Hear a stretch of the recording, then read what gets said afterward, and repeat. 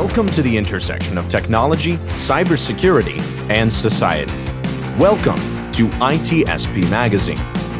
You're listening to a new Securing Bridges podcast. You're about to join Alyssa Miller as she sits down with senior and executive security leaders to share stories of success and failure while working across business teams. It's time to build and secure the bridge to the business. Knowledge is power, now more than ever.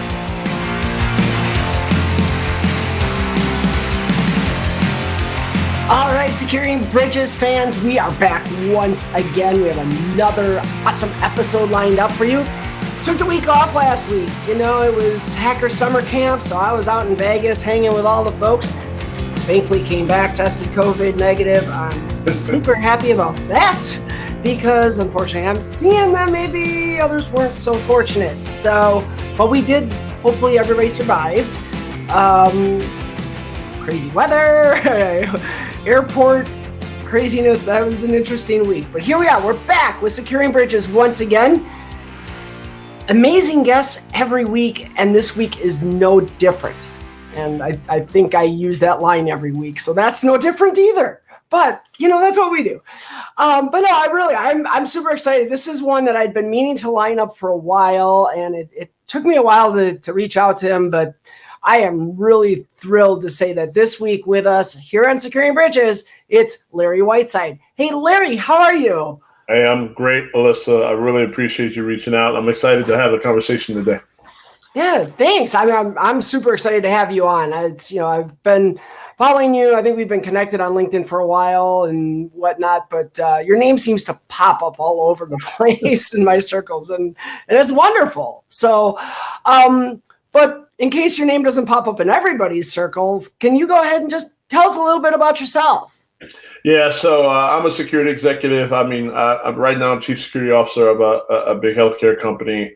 But I've been in this field for a long time. But the thing that most people tend to associate me with is I'm a co-founder and I'm the current president of an organization called Cyversity, formerly ICMCP, and we're geared at increasing diversity in the field of cybersecurity. That's awesome. You've already touched on a topic near and dear to my heart. So why don't we dig into it a little bit? So, tell me a little bit more about the work that you guys are doing at Cyversity. Obviously, the name seems fitting, right. But I'd love to hear more about how you guys are getting involved and what parts of the industry you're really focusing on. Yeah, so it's interesting. So first, I'd like to give a little bit about the name because they hear Cyversity, and early on, people are like, "So, are you a university?" And I'm like, "No. We're not an educational institution, right? Or institution of higher learning, or whatever you want to call it." The name came from, I say, cybersecurity and diversity had a baby, and they created the name Cyversity, right? So, but from what we're doing standpoint, right? What we've decided to do is create a programmatic way for people to go from where they're at to where they want to be, right? And so our goal is to not just increase the number of diverse people, right? And that's minorities, right? Underserved communities, people coming from underserved communities, women, and the LGBTQ plus community, right? We don't narrow our focus. We want all aspects of diversity to be able to get into this field, but we want them to basically get from where they're at to where they want to be. And that comes through a number of different mechanisms, right? And so a lot of that is about assessing their skills of where they are today, because, you know, a lot of people think that this field is just technical. Oh, I can't go into cybersecurity. I'm not really a technical person. Like, well, that's not necessarily the case, right? So we like to dispel a lot of the misnomers associated with what the field is and give people an understanding of how broad it is. So then when you go to assess your skills and you've seen how broad it is, you can see where your skills best align, and you can try and, based on the breadth of the industry, try and align your skills to something you're passionate about, right? Because some people like law. You can be in cybersecurity if you like law, right? Some people like regulation. Some people there's so many different things outside the technical scope that people could dive into. And so that's the beginning stages of what we want to do. After that, once you've identified those things, we want to then get you skilled, right? If you're a and skills really mean very different things to everybody who comes to us, right? Skills can be, I want to be technical. I need some keyboard skills, and we have partners that'll help you there. Skills can be, hey, I'm a mid-level manager. I want to be a CISO. We've got partners who can help you there. So depending on where you're at, our goal is to help you through this next stage of what you need to do to get the skills, right, that you need to achieve that next stage of where you're trying to go. Now, once you've gotten those skills and you've gone through with one of our training partners to achieve more skills and be better at what you're trying to do, our next goal is to get you prepared for your next role. So that can be resume prepping, right? Resume writing, interview prep, because interviewing is hard. And honestly, sometimes it takes practice. Not everybody is good at interviewing, and you can win or lose a job just based on a poor interview, regardless of how good you look on paper, right? And so going through having your resume done properly, having the right interview skills so that when you do have the interview, you've gone through and you're a lot more comfortable. I was honestly shocked when we started the whole interview prep at how many people literally have stage fright when it comes to interviewing. Like they literally have no idea how to answer some of the most basic questions because they just freeze up. And so it's been very powerful to help people go through that. And then the last piece, well, I shouldn't say the last piece. Then we have job placement. So we've created a job portal where we post a number of jobs. And the important piece about this job portal is it's been proven statistically that women and people coming from underserved communities will not apply to roles to which they do not align nearly 100% because they feel they won't have a chance at the job if they don't completely align to the role. Right.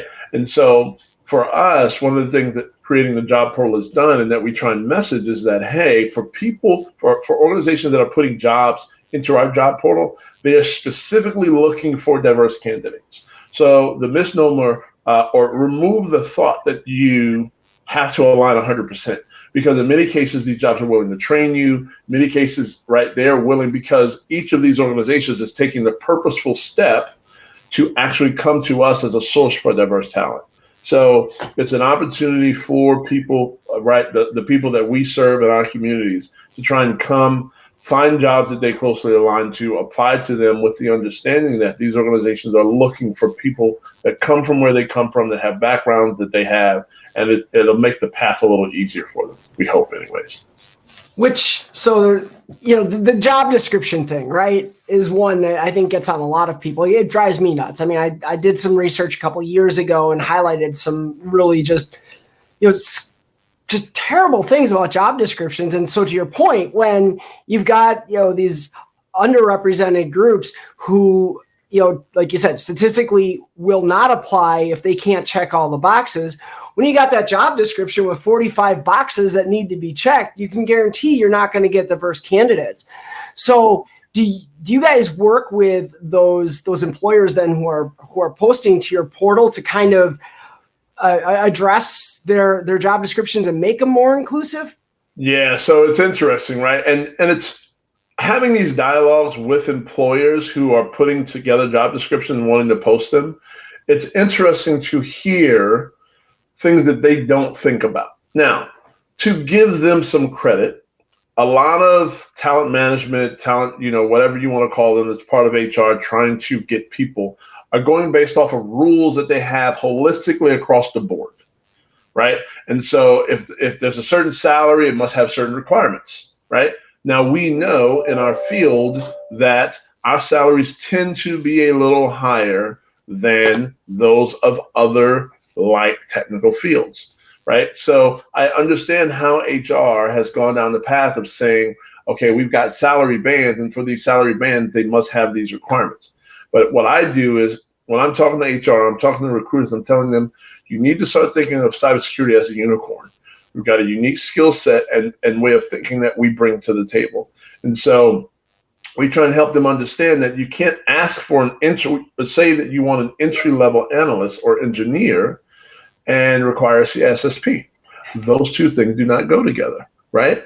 You can't, you have to, when you put that a 4-year degree is required, you have to realize that you are potentially completely Xing out a large demographic of people who may potentially want to apply for that role because you're saying a 4-year degree is required, right? Because if you think about and look at the statistics of those who go to college versus those who don't, the ones who don't go to college is largely the underrepresented communities. And so if you want to hire diversely, and that's your intention, but you're putting in a 4-year degree as required or highly encouraged, those people who don't have it are not going to apply because they see that as a barrier to them getting it. And they're saying, well, listen, if a person applies with a degree, then they're automatically going to pick that person over me. And so it's those little nuances that we try and work with them with to make sure that the job description, the title, and the expectations and requirements all really align to be inclusive, because you can't just you'll be surprised how many employers literally think that just by putting diverse candidates, it's like a statement like diverse candidates highly encouraged. Well, that'll get them in. Yep, that'll work. You really thought that just putting that statement in the job description was just going to automatically make all diverse candidates go, "Oh, well, absolutely, yeah, let me get." No, that doesn't do it.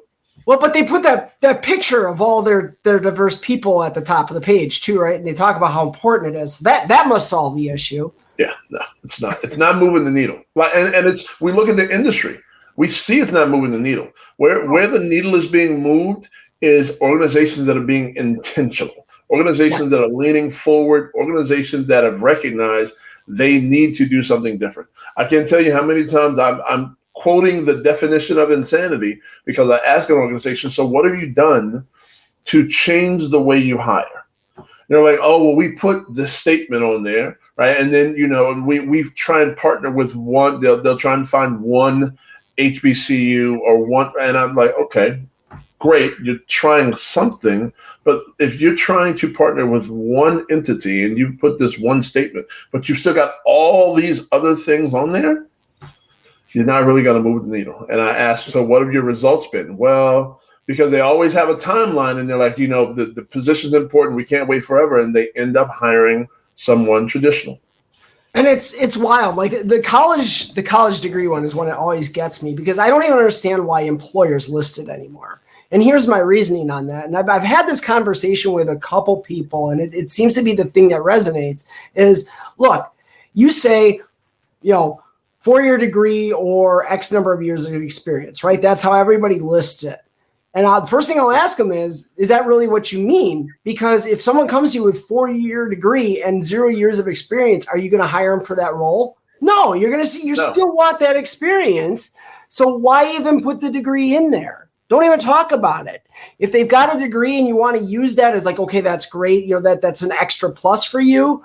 Sure. Let them sell that to you and share that. But yeah, and there's just so many of those little things that people do. So to your point about being intentional, it's, you have to make that job description more inviting. So are there other things that you run into then as well that kind of stand out to you?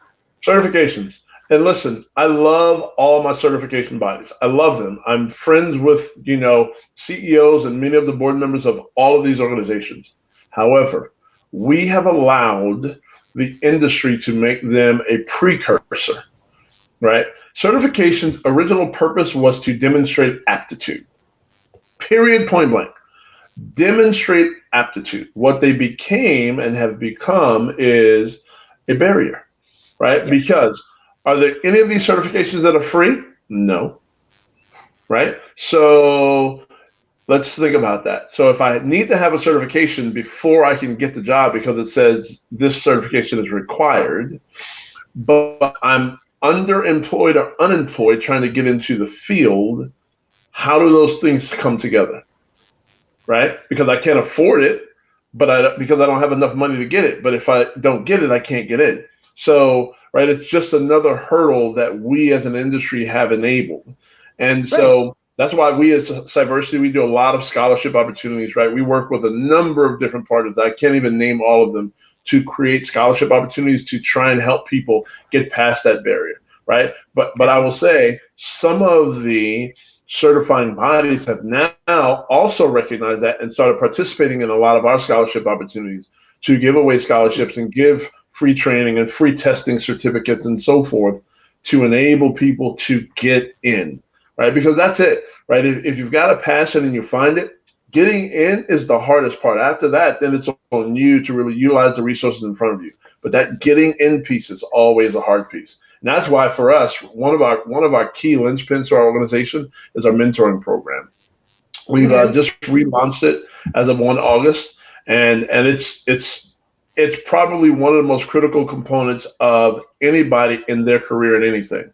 I don't think people really understand the true value of having a mentor. And sometimes it's one-to-one, and sometimes it's many-to-one, right? But having someone that you can look at, glean from, learn from, and help guide you along the way, either directly or indirectly, around the decisions that you're making is super important in our field, because there's so many hurdles that exist, and there's so many obstacles and little things that aren't openly discussed that having a mentor brings value to give someone some guidance and help them understand, just like, don't fall for this, or make sure when you're in these situations, this is how you protect yourself and this is how you should govern yourself. There's just a lot to it. Our industry is very broad and very, very deep. So the mentoring is huge, and it's becoming a lot more popular across the industry as a whole. Well, you said it. I mean, it's so helpful just to have that person you can even just bounce something off of. I mean, I'll admit the people that I mentor, that's kind of the relationship I prefer is, just, hey, you know what, I'm here if you need to call or whatever. We'll keep it real informal. And I think even that can just be so valuable. Right. So, you've been in this industry a long time, and you've had some, your experience is like impressive role upon impressive role. And so I'm just kind of curious, what is your own origin story? I mean, did you have a mentor that helped bring you in, or how did you land in cybersecurity?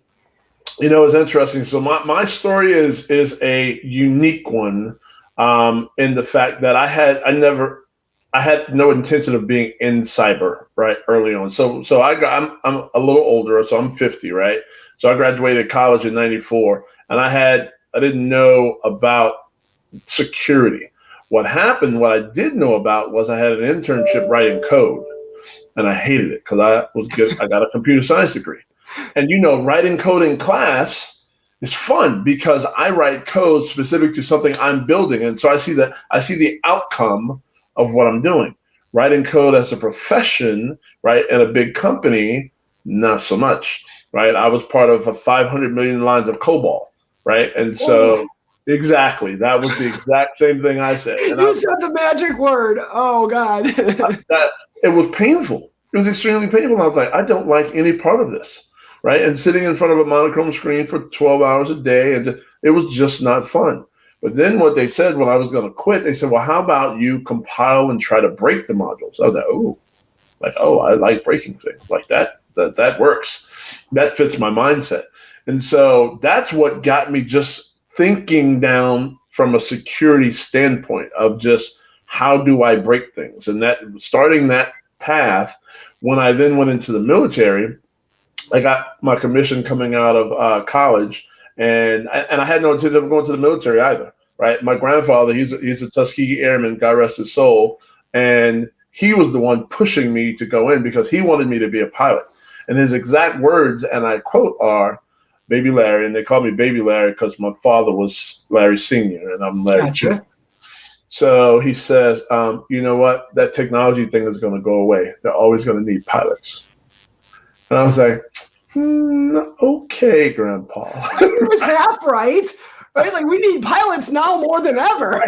Right, which is very, very true, right? Gone away. Right, but the technology hasn't gone away. But that was his perspective, right? Sure. So I went into the military, and it just so happened timing was right? So, but what the thing that me going into the military did was, coming out of college, I was a little undisciplined. I was a little, a little braggadocious, and it humbled me.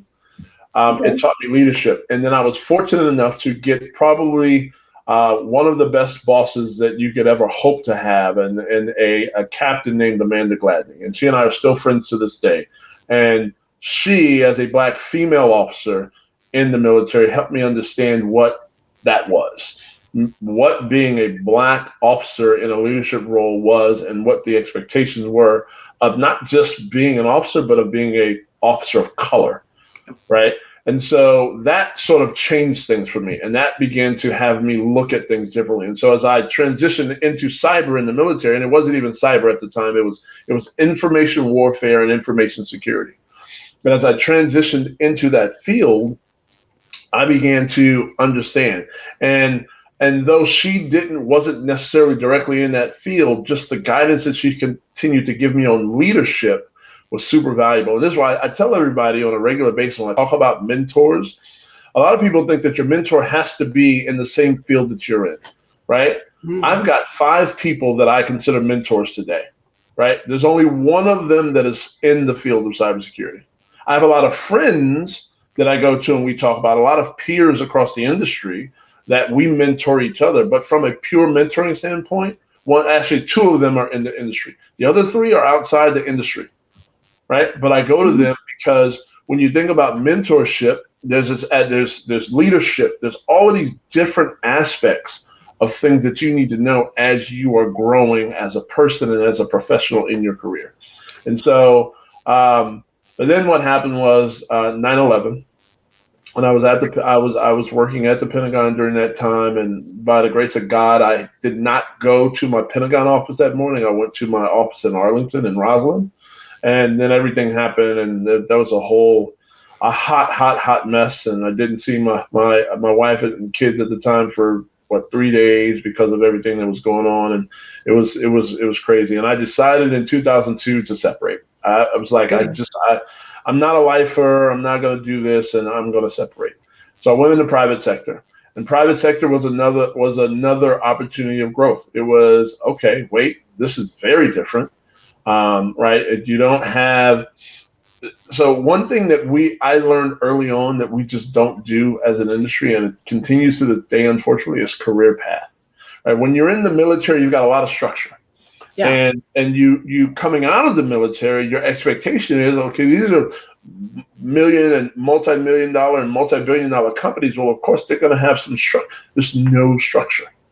And we do a horrible job as a career field in career pathing to ensure that people have ladders that they can step through as they go on their journey. And like I even had a conversation today with my team where they were very unfamiliar with tiers, right? I'm like, no, like this is tier 1. And so I've got somebody who's transitioning from IT and I'm bringing her into cyber. And so they weren't familiar with tiers and having a level 1 and a level 2 and a level 3 and a senior and a manager, right? But we just, as an industry, have not done a great job of that. And so going through my career, it's been just a lot of opportunities to learn, because I've done the vendor thing, I've done the corporate thing, I've been in a vendor and watched a very great product, right, go awry because it didn't have the proper leaders in place to really take the company to where it needed to be. I've watched mediocre products rise and do amazing things, right, because they had great leaders in place. I watched great potential teams, right, and IT organizations, because, a large part of my career I reported in the IT, do extremely well because we had great leadership, and then some not. And so it's been a very, very interesting and broad journey. I've been hired, I've been fired, I've quit. I've been through all the things that you can possibly imagine. And I tell everybody on a regular basis that there is nothing that you will experience on your journey in cybersecurity that you can't get through. Other than breaking our eternal code, which is have integrity. If you do anything that causes your integrity to be questioned, you can no longer operate in this field. Yeah. Period, point blank. Right? No, I mean, plenty of examples of that, right? I mean, even contemporary examples happening today. But, it's really interesting. The career mapping thing is one that really bothers me too, right? And it's because you look at it, and where I've seen it, it's bad enough, like you're talking about, like just trying to build those tiers and have people understand, like, here's how you progress through various tiers. But then you get the people who get to like those senior and principal level roles, and where do they go from there? Right? Because here's the thing that I've noticed, and I'm actually curious what you've seen and what your thoughts are on this is, a lot of these people, they get to that role and it's like, well, the next natural thing is, well, I go into a leadership role and, I get into management, and my eventual goal is to be a CISO, and that's great. And that's admirable. And that was my goal, and here I am. But I think for a lot of people, they don't really understand what those leadership roles are and aren't. And it's not really what they're interested in. I mean, if you're someone who really just wants to be in the weeds all day, working in, Amazon AWS stuff, or you want to be, digging around in logs and doing that kind of thing. A lot of people really love doing that. Right. And if you want to, or you want to continue pen testing, whatever, then yeah, you probably don't really want to get into much of a higher level leadership role, because you don't get to do that. You move away from it. And I've seen so many weak leaders happen from that, because they jump into it and they realize, oh, this isn't what I thought it was, and I don't want to do this. Yeah, so it's interesting you say that, because I actually have a presentation that I've given dozens of times over the years that says, so you want to be a CISO? Are you sure? Right? Because people think, right? So that's sort of the top of our food chain, right? CISO, CSO, right? Sort of the top of the food chain in our industry, right? And people think it's this glamorous thing. And I actually have a picture of like a coal miner and a person in a suit. And I say the person in the suit, right, that looks like they're a GQ model is who everybody thinks the CISO is. And the reality is the CISO is this coal miner with the pipe sticking out. It's all dusty and crusty, because the things that we have to do, right, between looking at our calendar and the meetings on top of meetings on top of meetings that are sometimes double booked, if not triple booked, that you have to go through, and never getting a chance to read email from 8 a.m. until 5 p.m., then you still have to go through email and somebody's hitting you up. Did you see the email I sent you? Like, it is insane. And so I try and give context to what this means, right? And say, yes, you can't get into the weeds. You're not going to be hands-on. You're not going to be diving into logs. You're not going to be at the command line. Like, it was interesting. So I took a role at a smaller organization once, and the team was like, okay, hey, we're going to create your admin account. I'm like, oh, no, I don't I don't want domain admin. I don't want I barely want admins in my local box, right? Don't give me access to anything. I'm not getting in command line. I'm not doing any of that stuff, right? And so, because a lot of people just feel like that's what's happening. They're like, oh, no, when you step to that next level, you've got to start letting go of some of those things. And it's hard for some people. It's very, very hard. So Kevin Jackson is with us. That's awesome. He was actually our last guest. So this is kind of cool that Kevin's popped in. And first of all, very complimentary of you, but wants to understand how can he go about, as a Black founder of a cyber startup, how can he go about getting more involved with Cyversity? Yeah, so getting more involved with there's a number of ways, right? So at the community level, depending on where you're at, we may have a chapter, right? So if we've got a chapter, right? We've got chapters in New York, Atlanta. We just started one in DC, Columbus, Ohio. We're looking at rebuilding a one in Chicago. We've got one in Nashville, Texas, the Bay Area, and Twin Cities. And we're looking at building more. So if you've got a chapter in your area, get involved with the chapter, right? And the chapter is working on building communities and building out there, because we recognize in these communities, we need to make sure that we are engaging with each other and helping each other where we're at. Now, if you don't have a chapter, or even if you do have a chapter in your area, you want to get involved at the national level, there are tons of volunteer opportunities at the national level to help with different initiatives we've got going on. Become a mentor, right? Become a mentee. Right, like all of these things, right? Participate in our webinars, right? As a founder, right? Specifically as a founder of color of a cyber startup, your journey to get there, sharing that with people in Cyversity and abroad is going to give them a lot of insight because you are what we would call a unicorn. There's not many of you that exist. And so that's definitely a way, just sharing your story similar to what you're doing here in one of the Cyversity webinars that we do to give people hope, give people insight, and help them understand the journey that you've gone on to get to where you're at.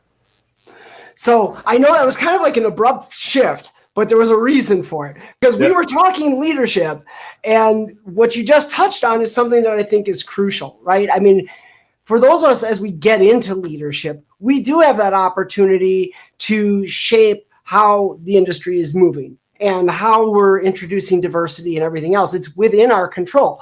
And then, like you said, you touched on that whole idea of visibility. And I think, if you are a member of a one or multiple underrepresented demographics in especially that executive space, that visibility alone is such a huge tool. Now, on the flip side, if you are the stereotypical white cis hetero male, okay, we understand the dominant demographic there disproportionately. You too have an opportunity here to really shape how things move forward through your own example. Are you doing the right things? And see, these are the leadership conversations that I think have to happen, and where we have to understand that you move into, say, that director role or that vice president role, or you get that CISO role. You are in a position to really shape how your organization looks at hiring cybersecurity people, how you handle career pathing. And so when you are, at that non-leadership level and you're looking to get into that, those are the things that I would like to see more people's goals be about. Like, I want to get there so I can do this or that.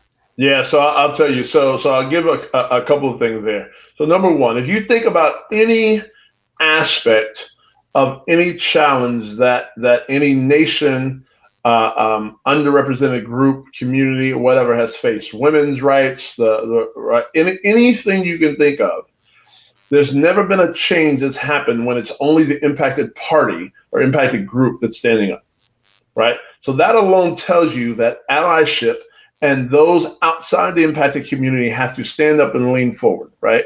And so with that, it's important that every C-level executive, every director, every person who goes into a leadership role in their organization, regardless of what demographic community they belong to, they have a responsibility that if they think this is a problem, to go and work with HR. The first relationship I create in every company that I join is HR, because they are going to make or break my program based on my ability to hire. Period, point blank. Yes, the business leaders are important because I need their buy-in on my program. Absolutely. But if I get their buy-in and I can't hire the team to support it, nothing matters.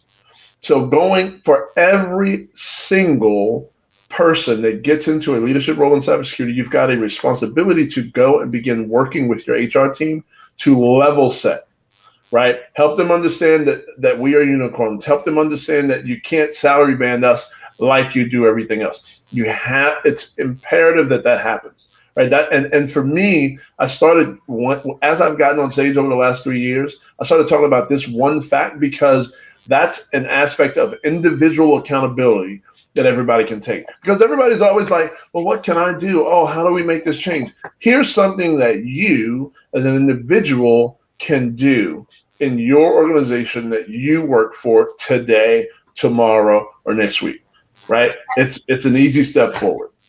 You hit one of my pet peeves. The number of times I see and talk with cybersecurity people who just throw up their hands and say, oh, HR, oh, the recruiters, oh, it's all them. They won't change job descriptions, blah, blah, blah. I understand it. It's not always easy, right? But here's a great example from the federal space. If Jen Easterly can go into DHS, go into CISA, and say, we need to hire with higher salary bands because we need top talent in CISA, and make that happen, think about what it takes to do that in the federal government. Like, we're talking congressional changes here, right? If you can do that there, you can do this with your HR team. It might take time. You might have to go beyond just talking to HR. You may have to work with your own executive leadership, your own senior leadership. But every one of us has the ability to start to influence that and shape that. We just have to be good about making the case for why it's necessary. Would you agree? Right. Yeah, oh no, listen, moving anything in the government is turning a tanker in a river, right? Like it takes a lot, right? But it's a great example. But the next piece is this, is it's also just simply leaning in, right? I use this guy's name a lot, Joey Johnson, good friend of mine. Joey Johnson, as a white, cis female in this industry, leans in regularly. He talks to his own team, right? He pushes the envelope to ensure that not only he but his entire team is working positively towards something and some sort of change. Because one of the areas that we as an industry also fail at is the entire aspect of retainment, right? Mm-hmm. So we've had this whole get people in the door, right? Oh, hey, I've hired 4. Right. Well, those 4 that you hired 4 years ago, are they still all at the entry level? Then are you really doing right? Are you really doing them a service? Right. Because if you look statistically right now, women of color are the fastest entity leaving the field of cybersecurity because they don't feel engaged. They don't feel like they're part of the solution. So retention across our industry is bad. Right. And we don't have good mechanisms to ensure that once we get diverse talent in, that we're engaging them at a level. And honestly, it's part of it is we just don't do a lot of engagement, period, if you really think about it, to ensure that the lowest level person in our team, the lowest level SOC analyst, governance analyst, whoever, understand how what they do every day ties directly all the way back up into the corporate strategy, into the cyber strategy, into corporate strategy. We don't do a good job communicating that, right? So if they don't feel that, they don't understand that, they don't feel they have a voice in that, they're not going to stay. And so, yes, organizations may be trying to get them in the door and maybe hiring more diverse talent at the entry level than they have before. But if those same entry level, right, 4 to 5 years later, are still in entry level roles, and you haven't done anything at your middle level, management level, or executive level, then you may not be hitting the mark. Yeah. And I think that's too now where a lot of the conversation in DEI, that almost buzzword now, has changed. And belonging is the new thing that everybody seems to be talking about, at least on the leading edge of these efforts. And I mean, I don't want to get into the pedantic discussions of what words should we use to describe it. But I think the heart behind the idea of this concept of belonging is something that's truly important because it speaks to what you said. People need to feel like they're in a space that they belong in, that, I belong here just as much as, that person over there or that person over there. And that includes my ability to have that visibility up, my ability to know where I'm headed next and to be able to get there. So getting there is so hard. I like to use this analogy because it resonates with people. So I've got 5 children, right? So anybody who's got multiple children, right? Every child needs to feel heard. Mm-hmm. Every child.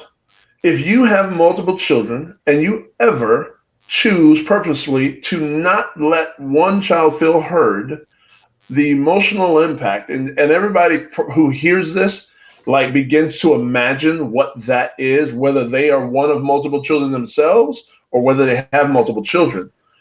If you as a child were not heard, right, and you're seeing all of your other peers being heard, if you're in a classroom and there's one child who constantly is raising their hand but is never being called on and never made to feel like they have a voice in what's happening, but everybody else is, how would that make you feel? Yeah. Right? And the sinking feeling that I get even saying it, right, should demonstrate what people in their careers who they're doing this to feed their families. They're doing this to try and make to build wealth in some instances, right? They're doing this because this is something they love. To then not feel heard, and then they feel their only choice is to leave it. Can you imagine? Yeah. Well, and if you don't mind, I'm going to take that analogy one step further, because I think there's also something to be leveraged here, even considering unconscious bias and systemic discrimination, right? Those things where maybe it's not intentional at all, maybe it's not even conscious, but how horrified would you feel as a parent, for those of you out there that have children like I do, like Larry does, how horrified would you feel to know that things that you've been doing, choices you've been making that maybe you didn't even realize, but showed that type of preferential treatment or made that kid feel that way? How horrified would you feel about that? It's the same thing if you're a manager, if you're a leader with a team, and maybe it's not anything that you realize or you consciously are trying to do, but it's something that just happens because of how maybe it can be something as simple as, hey, I really, I identify with this other white woman on my team. And so I can, I'm really comfortable talking to her. But when I talk to this, person of color or whatever over here, I don't feel as comfortable because their background is different and I don't identify with as much of their experience. It can be something that simple that creates that bias and creates that same thing. And that's why, so I love that analogy, because you can take it to that level. I can't imagine many parents who wouldn't be horrified if they knew they were doing that to their kids. So have that same self-awareness then when it comes to the people that you're leading. Right. I like to use the other analogy of right-handed versus left-handed, right? The majority of the world is right-handed, right? And so if you think of walking into a classroom, of those desks where you walk in and you slide in, they're not necessarily built for left-handed people. And one of my 5 kids is left-handed. And so as he grew up, watching him and what he struggled with and how he needed to sit and how he needed to turn, it just gives you an idea of, like, wait, what? Because it's something that you just don't think about in that aspect of unconscious, right? When it comes to right and left hand, as a world, as a society, we are completely unconscious about that. We just automatically have built the world around the assumption that everybody is right-handed. And then when there is someone who is left-handed who comes into the room, who comes to sit down at the dinner table, right, and has to eat, they're resetting their plates. They're doing all of these different things because they just operate differently. And if you apply that mindset to what our teams look like and how a person who is a little different, right, would feel, because you're talking about things that they can't relate to. You're talking about things and you now creating this other aspect of a bond that they just felt left out from. And so it's just taking those small instances and being able to recognize and find ways to connect. Yes, you can't relate to being left-handed, but is there something else that you can relate to with them to build that same type of connection and make them feel connected to everything that's going on, similar to everyone else? Love it. I cannot believe it, though. I just looked at the time. I lost track totally. We're way past where I would normally say this, but yeah, we got to wrap it up, unfortunately. This has been a wonderful discussion, Larry. I swear to God, I knew it was going to be good, because I've seen everything you're doing and I love it, but this was terrific. I hope that you all out there enjoyed it as much as I did. Incredible. So last thing, if people want to know more about Cyversity, what's the best way? Website or? Yep, the website. We've got all the information out there. www.cyversity.org. Awesome. Well, cool. Well, Larry, thank you once more for being on and for sharing just some really incredible perspectives that, I love the work that you guys are doing. I think it's super important. I could talk to you for another hour. We could dig into leadership a lot more, but we're out of time for today. So we'll save that for another episode. Yes, I am totally up for that. All right, well, hey, Securing Bridges fans, thank you so much for tuning in yet again. I hope you guys enjoyed. I had a great time. We'll be back here next week. We got plenty more wonderful guests coming up. As a reminder, of course, this episode will be converted to podcast. If you're listening to this on the recording and you tried to tune in today via Facebook, I apologize. We had some technical issues. I don't know why we weren't able to send this out via Facebook today. But, you've got the recordings. Be sure to check them out, and we'll be back here again next week. Larry, thank you so much one more time. Thank all of you for tuning in. And we'll be back here next week again on Securing Bridges. Bye-bye. We hope you enjoyed this episode of Securing Bridges podcast with Alyssa Miller. If you learned something new and this podcast made you think, then share itspmagazine.com with your friends, family, and colleagues. If you represent a company and wish to associate your brand with our conversations, sponsor one or more of our podcast channels. We hope you will come back for more stories and follow us on our journey. You can always find us at the intersection of technology, cybersecurity, and society.